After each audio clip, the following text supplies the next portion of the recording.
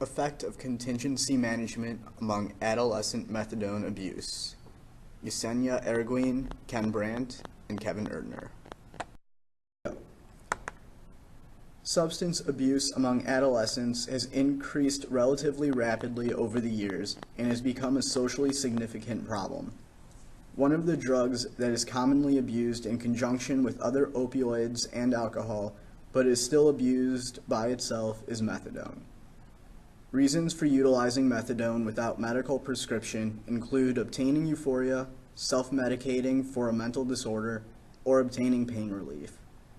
Lesser side effects of overdose include drowsiness, nausea, and constipation, while the more serious side effects are coma, cardiac arrest, and death.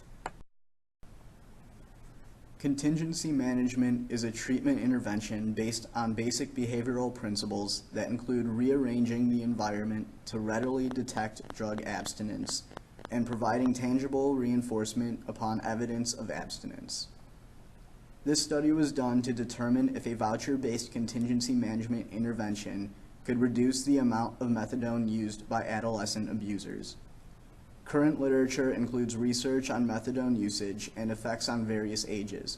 However, there is a very small amount of literature specifically dedicated to analyzing adolescent methadone usage. 3 participants were used in the study. They were not of legal age, and therefore their guardians had to sign an informed consent form for them prior to them starting the study. Jack was a 16-year-old Caucasian male with a mild speech impediment and an IQ of 65. Marie was 17 years old, Hispanic, and a female, with an IQ of 110.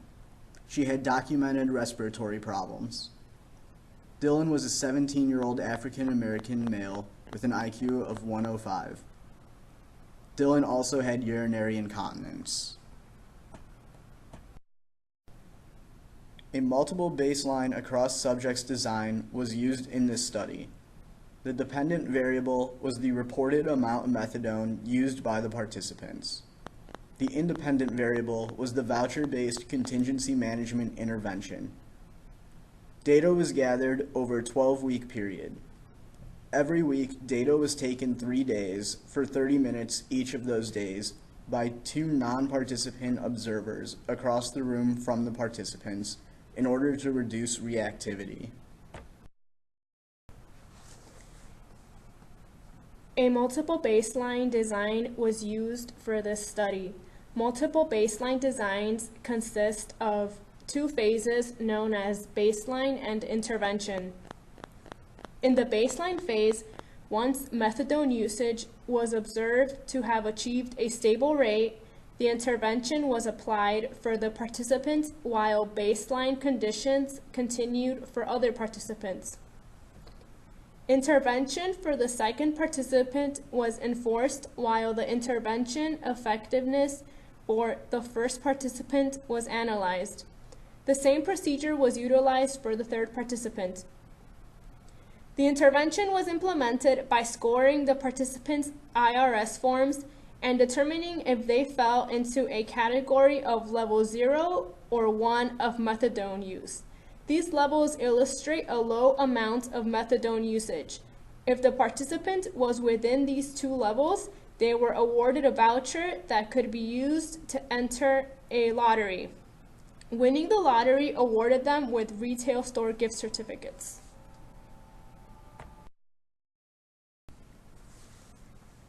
Data was collected through the usage of an individualized rating scale to obtain an objective measurement of whether a decrease of methadone usage was present. Observers collected data on the other side of the room from participants. 2 independent observers scored the individualized rating scale individually. Chosen responses were added and divided by the total number of questions to obtain daily individualized rating scale averages. Inter-observer agreement was computed by dividing the number of agreements of occurrences by the total number of intervals and then multiplying by 100. A third-party observer monitored observers using a checklist to measure procedural fidelity. Urinalysis were also done daily for each participant to determine if their self-reports were accurate and reliable. In the morning, participants would take their urine tests as usual. The participant would walk into the session room, be told to sit in a chair, handed the individualized rating scale, and told to place the individualized rating scale face down when completed. The observer would give the cue to begin the individualized rating scale by stating, "You have 30 minutes, you may now start the task." After 30 minutes, the observer gives the ending cue by stating, 30 minutes are over, please stop what you are doing. The observer collects the individualized rating scale from the participant. As previously stated, an individualized rating scale was used as an objective form of measurement in this study. The rating scale had a Likert design, which consisted of 8 response options. 0 indicated that methadone usage never occurred. 1 indicated that methadone usage rarely occurred. 2 indicated methadone usage occasionally occurred. 3 indicated methadone usage sometimes occurred. 4 indicated a neutral occurrence of methadone usage. 5 indicated methadone usage frequently occurred. 6 indicated methadone usage usually occurred. 7 indicated methadone usage always occurred. 5 questions were asked in this rating scale, and the dimension utilized was frequency for the reported usage of methadone. As stated before, the lowest level that a participant could attain for usage of methadone was 0, indicating never, and the highest level attained for usage of methadone was 7, indicating that the participant always used methadone. Results. During baseline, Jack had an average frequency score of 5.6 on his IRS. His intervention frequency score dropped down to a 1.5. Marie, during her baseline, had an average frequency score of 6.3 on her IRS. During the intervention phase, her frequency score dropped down to 1.9. Dylan, during baseline, had an average frequency score of 5.5 on his IRS. His intervention frequency score dropped down to 0.71. All of these results were confirmed through urine analysis. This is a graph of the reported frequency of use of methadone over the first 20 sessions. A multiple baseline design across participants was used. In this way, we were able to decrease or minimize threats to internal validity. As you can see, all participants lowered to either 0 or 1 levels within 8 sessions after the intervention. Marie and Jack both got to 0 levels within 8 sessions. Dylan got to 0 levels after only 3. Based on the results of the intervention in this study, there is a clear correlation between voucher-based contingency management and the decrease of methadone usage in adolescent abusers. Each of the 3 participants decreased their level of methadone usage after the intervention was implemented to a level 0. The results of this study suggest that monetary incentives are more reinforcing to participants than the abolishment of pain should they use methadone. Studies on adolescents in general are infrequent.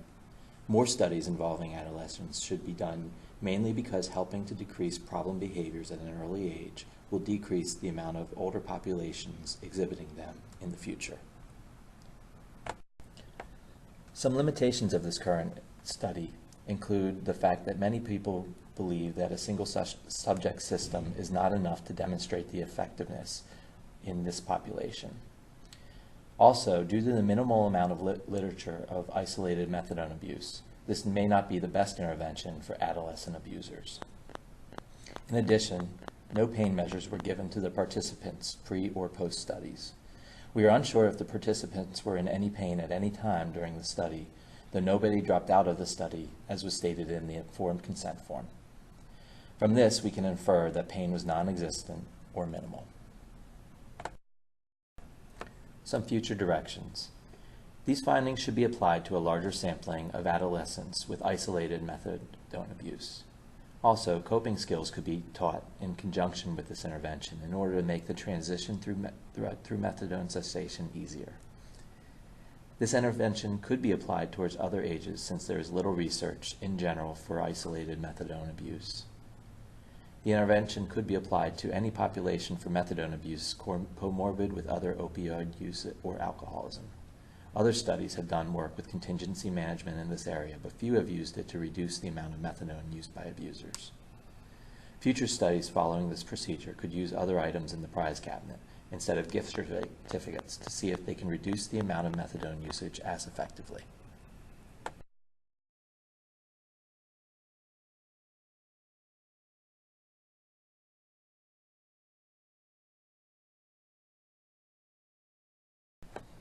Thank you for listening. If you have any questions, comments, or concerns, post them for us. Thanks.